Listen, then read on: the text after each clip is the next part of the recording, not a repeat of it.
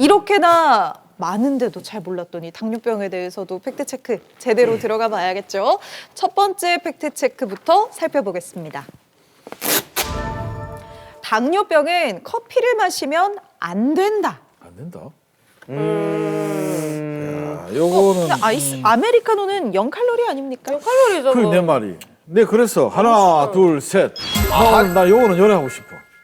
이것도 아니거든. 왜냐면 우리 커피는요 옛날에 그 쌍화차에 계란 동동 띄우던 시절에는 커피 하나 타주세요. 뭐 꼭 다음 질문을 질문을 하고 대답을 해야 돼. 어떻게 해드릴까요? 투 커피 두 숟가락. 설탕 두 숟가락, 프림 두 숟가락. 아니 나는 세개 투 하나. 도자기에 싸서. 뭐 이런 걸 꼭 그런 이야기를 해야 돼. 그건 설탕을 꼭 넣거든요. 맞아요. 그러면 요즘 세상에 그렇게 두 숟가락 한 숟가락 뭐 이렇게 하는 게 어디 있어? 그냥 아메리카노 아니면 뭐 찬 거 떤 거 이 차인데. 그래서 요거는 당뇨하고 커피는 이쪽도 저쪽도 아무 관계 없다. 제가 지난번에도 말씀드렸다시피 사바사, 케바케, 커바컨데 이 커피도 그냥 뭐 설탕 없이 블랙으로 먹는다면 당분이 없지 않습니까? 그러면 뭐 당뇨에는 그렇게 크게 영향이 없을 것 맞아, 같아요. 오히려 공복에 커피 마시고 운동하면 좋다고 헬스장 선생님들도 탄력이 그러시던데. 생기죠. 지금 네. 커피를 하는 거는 네. 설탕을 안 들어가는 커피를 말하니까 그런 거지. 네. 설탕이 안 되지? 들어간 커피도 마찬가지로 이제 당뇨병에 이미 걸려 있긴 상태이기 때문에 네. 커피를 마시게 되면 이제 또 음식이 또 제한되잖아요. 네. 그러다 보면 저기 안에 뭐가 들어 있습니까, 여러분? 카페인. 카페인이 들어가 있습니다. 왜요? 당뇨병이 있는데 카페인이 있다. 만났을 때 좋겠습니까? 안 좋겠습니까? 억수로 상관없지 안 좋겠죠. 왜냐하면 이게 커피가 카페인이 들어있는데 먹게 되면 위에도 좀 안 좋으면서 역류성 식도염 있는 분들 더 안 좋거든요. 진짜 주의해야 될 게 많은 것 같습니다. 교수님, 정답은요? 제발 X. 괜찮다고요? 괜찮대요. 괜찮다고요? 괜찮대. 마셔. 자, 커피 마시면 괜찮은 거지. 당뇨병과 커피라는 것을 이 주제에 대한 연구는 굉장히 많습니다. 굉장히 많은데 아마 여러분도 언론이나 이게서 들어보셨을 거라고 생각을 하는데 네. 이게 괜찮다라는 것도 있고 좋다라는 것도 있고 해롭다라는 것도 있고 연구 결과가 조금 이렇게 달라져 있어요. 달라져 있는데 그렇게 달라진 원래 사실 진실은 하나일 건데 네. 연구 결과가 조금씩 다르게 나온 이유는 연구 방법, 연구 대상이 다 조금씩 다르기 때문에 그렇거든요. 그래서 지금까지 저희 의학계에서 이제 컨센서스라 그래서 이제 공통적인 의견으로 정리되어 있는 거를 말씀드리면 아까 선생님들 말씀하실 때 잠시 나왔는데 네. 커피라는 그 자체만 놓고 본다면 그 양이 과하지 않은 범위 내에서는 당뇨병에 해롭지는 않다고 돼 있습니다. 네. 몇몇 연구에서는 오히려 그 소량의 카페인이 들어갔을 때 우리 뇌에서 자신의 혈당치를 느끼는 그 감각을 되살려주는 좀 좋은 기능도 있다는 논문도 사실은 있고요. 그다음에 뭐 항암 효과라든지 이런 데 대한 이야기들이 있는데 그거는 실제 우리가 효과라고 믿기에는 그렇게 강하지는 못합니다. 강하지는 못하기 때문에 당뇨병에 대해서 일반적인 커피가 미치는 영향은 해롭지는 않다. 다만 앞서 말씀하신 대로 카페인이라고 하는 것은 알칼로이드 성분이고 네. 양이 많이 섭취가 됐을 때는 심장을 자극하는 기능이 있고요. 그다음에 중추신경계도 비정상적으로 흥분시킬 수도 있겠고 이런 여러 가지 문제들이 있기 때문에 너무 과하지 않은 범위에서 대략적으로는 하루에 2잔에서 3잔까지가 최대 한계치라 그러는데 과도하지 않은 설탕이 들어간 커피 정도는 환자분들이 드셔도 별 문제는 없다. 근데 하나 제가 꼭 짚고 네. 넘어가고 싶은 게 있어요. 네. 오늘 방송에 제가 나오기 때문에 이거는 꼭 이야기를 해야 되겠다고 생각을 한 건데 간혹 보면 우리 커피 믹스라는 거 있죠. 네. 아까 그 이야기가 나왔는데 이 커피 믹스를 하나를 타서 드시는 게 아니고 큰 대접에 한 10개나 20개를 푼 다음에 이렇게 해가지고 하루 종일 드시는 분들 계시거든요. 네네. 그거는 정말 해롭습니다. 그거는 그 안에 설탕 성분 때문에 혈당만 올라가는 것이 아니고 그 프리마 성분 때문에 그 혈액 속의 지질에도 대단히 안 좋은 영향을 미치거든요. 그렇기 때문에 그거는 섭취를 좀 자제해야 된다. 그런 말씀을 꼭 드리고 싶어요. 자, 당뇨병 이렇게 첫 번째 팩트체크부터 좀 진지하게 들어가 봤는데요. 두 번째도 살펴보겠습니다. 두 번째입니다. 당뇨병은 완치가 불가능하다. 하나, 둘, 서희. 아하이.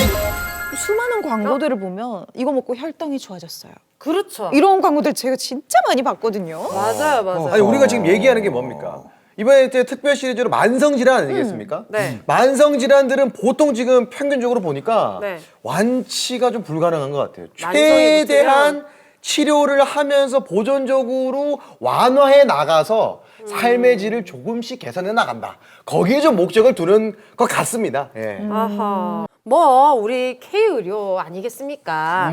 뭐 물론 한 20년씩 된 분들은 조금 어려울지 몰라도 이제 막 발견된 초기 분들이라든지 아니면은 조금 나이가 젊으신 분들은 회복 능력이 좋아서 초기에 치료를 하면은 완치가 되지 않을까 하는 아예 바람으로서 네. 아니야. 저도 힘들 것 같다는 생각이 들어요. 아니야. 우리가 요리를 할 때도요. 네. 음식이 짜면 어떻게 합니까? 물 타면 되죠. 근데 단 음식은 돌리기가 힘듭니다. 물 많이 타면 돼요. 예. 그러면은 맞아. 다른 거 다 넣어야 돼, 진짜로. 맵게 짠맛보다 단맛이 과해졌을 때 음식 맛 잡기가 진짜 힘들거든요. 주식은 물 많이 그랬나? 타면 되는데. 어쨌거나. 네, 어쨌거나. 물 좀 많이 탔나 봐요. 많이 탔나 알겠습니다. 봐, 네. 요즘에. 교수님, 정답은요? X. 아, 맞다고요? 완치가 가능해요, 여러분. 당뇨도 완치가 가능하다. 기쁜 소식이네요. 자, 이제 요거부터 먼저 간단히 말씀드리고 조금 설명을 드릴게요. 네. 당뇨병이 최초 이제 막 시작한 분, 네. 그리고 이미 당뇨병을 10년, 20년 앓은 분, 네. 병태 생리가 완전히 달라져 있어요. 병 자체가 완전히 달라져 있어서 10년, 20년을 약을 드시고 치료를 하고 이렇게 이미 유병 기간이 길어진 분들은 현실적으로는 완치가 거의 불가능할 수 있다. 이렇게 생각을 하시면 되고, 이제 발병한 지 얼마 안 되는 분들이 있죠. 네. 이런 분들의 경우에는 당뇨병 보고 우리 카테고리라 그럴까? 그쪽으로 뭐라고 불러요? 생활 습관병. 네. 뭐 비만이나 고혈압처럼 결국 이 생활 습관이 잘못된 부분에 기인해서 발병이 가속화된 측면이 많거든요. 네. 그래서 초기에는 아직은 병태 생리가 완전히 고착화가 되어 있지 않기 때문에 잘못된 생활 습관을 확실하게 원래대로 돌려주게 되면은 완치가 될 수 있죠. 자, 마지막 팩트 체크 한번 보도록 하겠습니다. 당뇨병은 시간이 흐를수록 심해진다. 하나, 둘, 셋. 당연한 거를 그러면. 나이가 뭐 지금 30대 때 당뇨에 걸렸다가 지금 50대, 60대가 된다면 기능도 점점 신체 기능도 떨어지고 인슐린 분비도 예전만치 안 나오니까 당연히 기능이 떨어질 것 같아요. 네. 근데 20대 아니었어요? 저는 20대인데 자기 친구가. 아는 동생이 아는 아는 동생. 동생. 자, 우리 교수님이 말씀하신 것처럼 저도 마찬가지입니다. 이게 네. 당뇨병이 초기에 발견했을 때는 완치가 가능하지만 약간의 어느 정도 증상이 좀 이렇게 크게 나타났을 때는 네. 완치하기까지는 좀 어렵다 이런 말씀 해주셨거든요. 네. 저는 거기에 힌트를 얻어서 오를 들었습니다. 예. 그냥 나는 네. 생활 습관을 바꾸지 않는 한은 그 바꾸는 것이 고치는 수 있는 효과인지, 그렇지 않고 똑같은 생활 속에 뭐 똑같이 술, 뭐 패스트푸드 똑같이 먹으면서 그 치료하는 거 아무나 또 이건 안 되지. 안 되지. 자, 세 분이 다 똑같이 오를 드셨는데요. 사실 서술형이라면 정답자가 없을 수도 있는 그런 상황 같거든요. 내용은 다 다른 것 같거든요.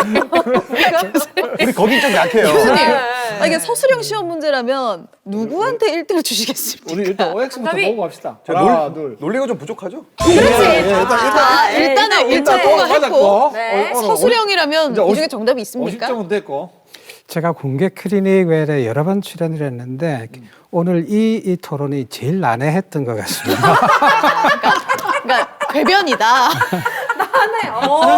궤변이다. 생각나는 대로 이야기했다. 자, 이게.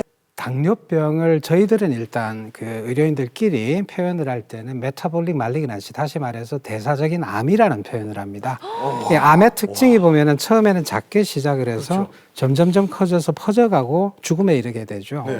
당뇨병도 마찬가지입니다. 시간이 지나갈수록 점점 심해져가고 합병증이 발생하고 이런 특성을 갖고 있거든요. 근데 우리 사람들은 환자분들이 흔히들 이제 말씀을 하시는 게, 내가 작년까지는 조절이 잘 됐는데 이제 2년 지났는데 왜 이래 지금 조절이 안 되냐. 이게 당연한 거예요. 점점 심해지는군요. 당뇨병 자체가 조절이 처음엔 잘 되는데 당뇨병 처음 발병한 분들 보시면 약을 안 먹고도 조절이 잘 되는 경우가 많고 약을 설령 드시더라도 반알짜리 하루 한 번 드시면 조절이 되고 막 이렇거든요.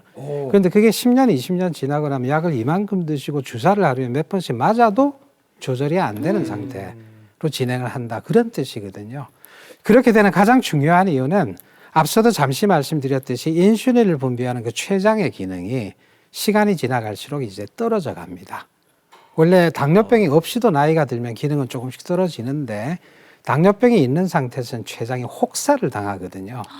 인슐린이 지금 작용을 못하니까 점점 더 많이 분비해야 되니까 자기 능력보다도 더 많은 혹사를 오랜 시간 당하게 되니까 기능이 더 빨리 감퇴가 되죠.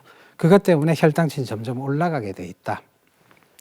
이 문제를 낸 이유는 네. 제가 이유는 이렇게 시간이 지나갈수록 악화되는 게 당뇨병의 속성이지만 약을 쓰든 어떻게 하든 초기부터 아주 조절을 엄격하게 잘 해주면 췌장이 그만큼 혹사를 덜 당하거든요. 그래서 시간이 똑같이 지났는데 제대로 조절이 안 된 분은 엄청나게 심해져 있는데 처음부터 엄격하게 조절을 잘하고 생활 시간을 잘 관리한 분들은 시간이 오래 지나도 당뇨병이 심해지는 정도가 별로 안 심하게 될 수가 있다. 이게 어떤 의미가 있냐면은 10년, 20년을 앓고 난 후에 당뇨병을 관리할 때 얼마나 어렵게 되어 있느냐, 얼마나 좀 쉽게 할 수 있느냐.